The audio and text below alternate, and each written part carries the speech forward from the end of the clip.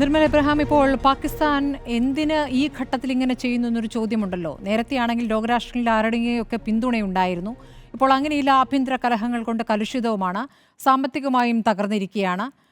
അവിടെ ഒരു നല്ല സർക്കാർ ഉണ്ടോ എന്ന് ചോദിച്ചാൽ അങ്ങനെയില്ല. സൈന്യം അവരോധിച്ചിരിക്കുന്ന ഒരു ജനാധിപത്യ സർക്കാർ എന്ന പേരിന് പറയാവുന്ന ഒരു സർക്കാർ മാത്രമാണ് അവിടെ ഭരിക്കുകയും ചെയ്യുന്നത്.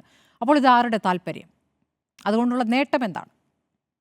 ഇല്ല, 2 കാര്യങ്ങളാണ്. ഒന്ന് ഇപ്പം അവിടെ ഇറാൻ മിഡിൽ ഈസ്റ്റിൽ ഓപ്പറേറ്റ് ചെയ്യുന്ന അതേ ഒരു രീതിയിൽ തന്നെ പാകിസ്ഥാൻ ഇവിടെ ഓപ്പറേറ്റ് ചെയ്യുന്നു എന്ന് വേണേൽ പറയാം. പ്രോക്സീസിനെ വെച്ച് ഇപ്പോൾ ഹെസ്ബുള്ളയും ഹമാസിനെയും ഹൂത്തീസിനെ ഒക്കെ വെച്ച് അവരവിടെ ഓപ്പറേറ്റ് ചെയ്യുന്ന പോലെ ഇവിടെ ഇപ്പോൾ TRFും ജെയ്ഷ് ഇ മുഹമ്മദും LETയും ഒക്കെ വെച്ചിട്ട് പാകിസ്ഥാൻ ഓപ്പറേറ്റ് ചെയ്യുന്നു എന്നുള്ളതാണ്. എന്തിനാണ് അത് ചെയ്യുന്നതെന്ന് വെച്ച് കഴിഞ്ഞാൽ 2 റീസൺസ് ആണ്. ഒന്ന്, എക്സ്റ്റേണലി നോക്കിക്കഴിഞ്ഞാൽ കശ്മീർ വിഷയം എപ്പോഴെങ്കിലും ഗ്ലോബൽ സ്റ്റേജിൽ വീണ്ടും കൊണ്ടുവരിക എന്നുള്ളത് അവർ ആഗ്രഹിക്കുന്ന ഒരു കാര്യമാണ്. പക്ഷെ അതിൽ പാകിസ്ഥാൻ ഡയറക്ട്ലി ഇൻവോൾവ് ചെയ്ത് കഴിഞ്ഞാൽ തീർച്ചയായിട്ടും തിരിച്ചടി ഭയങ്കരമായിരിക്കും.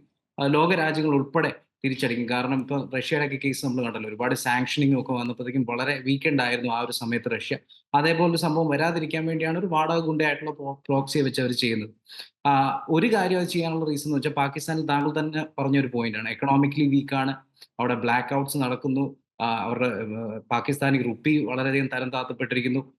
ഇപ്പൊ ഇൻഡസ് കരാറോടെ ഇന്ത്യ മരവിപ്പിച്ച് കഴിഞ്ഞു കഴിഞ്ഞാൽ അവർക്ക് ഒന്നുകൂടെ അഗ്രികൾച്ചറിനെ അത് ബാധിക്കും, ഫുഡ് പ്രൈസസ് ഇൻക്രീസ് ചെയ്യും, ഇൻഫ്ലേഷൻ ഫർദർ ഇൻക്രീസ് ചെയ്യും, അങ്ങനത്തെ ഒത്തിരി പ്രശ്നങ്ങളുണ്ട്.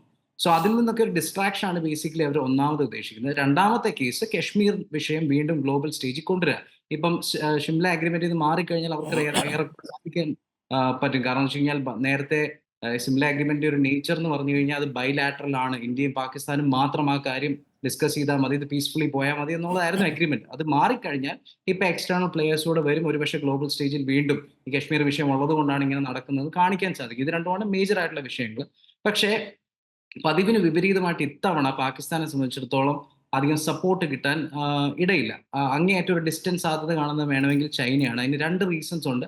ഒന്ന്, ഇന്ത്യ ഒരുപാട് നാളുകളായി തന്നെ ഇന്ത്യനെ അവർ ഒപ്പോസ് ചെയ്യുന്നു. ഇപ്പൊ അമേരിക്ക ട്രേഡ് വാറുമായിട്ട് മുന്നോട്ട് വന്നുകൊണ്ട് അമേരിക്കയ്ക്കെതിരെ ഒരു ഡിഫൻസ് വേണം. തീർച്ചയായിട്ടും പാകിസ്ഥാൻ ഇതൊരു റിറ്റാലിയേഷൻ, ഹൈ സ്കെയിൽ റിറ്റാലിയേഷനോട്ട് പോയി കഴിഞ്ഞു കഴിഞ്ഞാൽ ചൈനയുടെ ഭാഗത്ത് നിന്ന് സപ്പോർട്ട് ഉണ്ടാവും.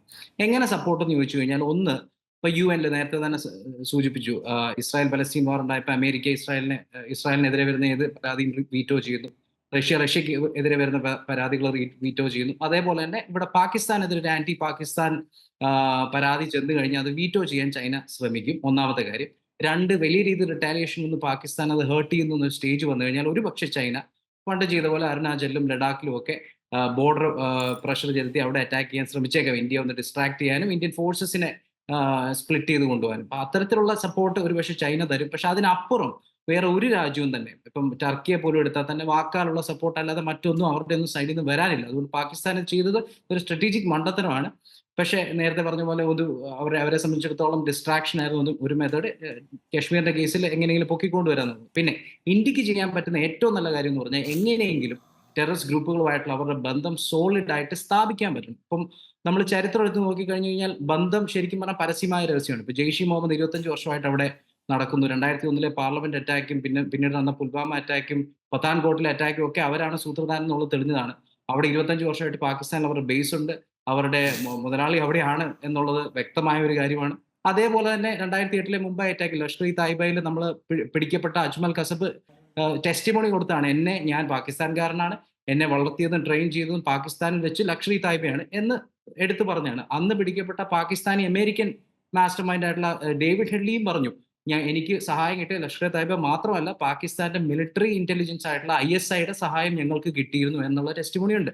പക്ഷെ ഇതൊക്കെ ഉണ്ടെങ്കിൽ ഇന്ത്യക്ക് പ്രൂവ് ചെയ്യണമെങ്കിൽ ഒരു പടി മുന്നോട്ട് പോകണം. അതായത് ഇത്തരത്തിലൊക്കെ നടന്നിട്ടുണ്ടെന്നുള്ള ടെസ്റ്റിമോണി മാത്രം പോരാ. എല്ലാ തരത്തിലുള്ള ഫോൺ ഇന്റർസെപ്ഷൻ നടന്നിട്ടുണ്ടെങ്കിൽ അതിന്റെ റെക്കോർഡ്സ് വേണം. ചാറ്റ് ലീക്ക് നടന്നിട്ടുണ്ടെങ്കിൽ ചാറ്റ്സ് മുന്നോട്ട് കൊണ്ടുവരാൻ സാധിക്കണം. മണി ട്രാൻസ്ഫർ നടത്തുന്നു എന്നുള്ള വാദം ഇന്ത്യ വെക്കുന്നുണ്ട്. അതായത് ഈ ടെററിസ്റ്റ് ഗ്രൂപ്പുകളെ പാകിസ്ഥാൻ സഹായിക്കുന്ന ഡയറക്റ്റ് ആയിട്ടുള്ള പല പല ചാരിറ്റികളുടെ പേരിലും ട്രസ്റ്റുകളുടെ പേരിലും ഡൊണേഷൻസിന്റെ പേരിലും പിന്നെ അത്തരത്തിലുള്ള രീതിയിലാണ് അവർ ചെയ്യുന്നത്. മദ്രസകളിലൊക്കെ കൂടെ എത്തിക്കുന്നു എന്ന് ഇന്ത്യ അവകാശപ്പെടുന്നു. പക്ഷെ അതിന്റെ ഫൈനാൻഷ്യൽ പ്രൂഫ്, എങ്ങനെയാണ് മണി അവിടെ എത്തിക്കുന്നുള്ളതിന്റെ പ്രൂഫ് കൂടെ ഇന്ത്യക്ക് കാണിക്കാൻ സാധിച്ചാൽ ഒരു ബെനിഫിറ്റ് ഇപ്പൊ ചെയ്യുന്ന പോലെ ആയിരിക്കത്തില്ല. റഷ്യക്കൊക്കെ സംഭവിച്ച പോലെ രാജ്യങ്ങൾക്ക് അപ്പൊ പാകിസ്ഥാന് മേലെ സാങ്ഷൻ കൊണ്ടുവരാൻ സാധിക്കും. ഇപ്പൊ അങ്ങനെ ഒരു വിഷയം വരുന്നില്ല, പാകിസ്ഥാന് മേലെ സാങ്ഷൻ കൊണ്ടുവരാൻ സാധിക്കുന്നില്ല. അങ്ങനെ സാങ്ഷൻ കൊണ്ടുവരാൻ സാധിച്ചാൽ പിന്നെ ഇന്ത്യ ഒരു വാറിന് പോകേണ്ട പോലും ആവശ്യമില്ല. പാകിസ്ഥാൻ ഓൾറെഡി ദുർബലയാണ്.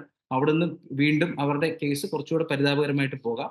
രണ്ടാമത് ഇന്ത്യക്ക് ചെയ്യാൻ പറ്റുന്നത് ഫൈനാൻഷ്യൽ ആക്ഷൻ ടാസ്ക് ഫോഴ്സ് ഉണ്ട്. അതായത് ടെററിസ്റ്റ് ഫണ്ടിങ് ഉള്ള രാജ്യങ്ങളെ കണ്ടുപിടിച്ച് അവരെ വിലക്കി അല്ലെങ്കിൽ അവർക്ക് ഇതുപോലെ ഫിനാൻഷ്യൽ പ്രഷർ കൊടുക്കുന്ന ഒരു ഇൻസ്റ്റിറ്റ്യൂഷനാണ്. അവർ 2019 മുതൽ എനിക്ക് 2022 വരെ പാകിസ്ഥാനെ ഗ്രേ ലിസ്റ്റ് ചെയ്ത് വെച്ചിരിക്കുന്നത്. ഗ്രേ ലിസ്റ്റ് എന്ന് പറഞ്ഞാൽ അത്യാവശ്യം മോശപ്പെട്ട രീതിയിൽ ടെററിസ്റ്റ് ബന്ധങ്ങളുണ്ട്, അല്ലെങ്കിൽ ടെററിസ്റ്റ് ഫണ്ടിങ് ഉണ്ടെന്ന് കാണിക്കുന്നതാണത്. പക്ഷെ 2022 അത് ലിഫ്റ്റ് ചെയ്യപ്പെട്ടു. ഇന്ത്യക്ക് ഇത് പ്രൂവ് ചെയ്യാൻ സാധിച്ചാൽ വീണ്ടും ടാസ്ക് ഫോഴ്സിന് മേൽ പ്രഷർ കൊണ്ട് വീണ്ടും ഗ്രേ ലിസ്റ്റ് ചെയ്യാനോ ഒരുപക്ഷെ ബ്ലാക്ക് ലിസ്റ്റ് ചെയ്യാനോ കഴിഞ്ഞാൽ പിന്നെ ഇന്ത്യ സ്ട്രാറ്റജിക്കലി വിജയിച്ചു എന്ന് തന്നെ പറയാം.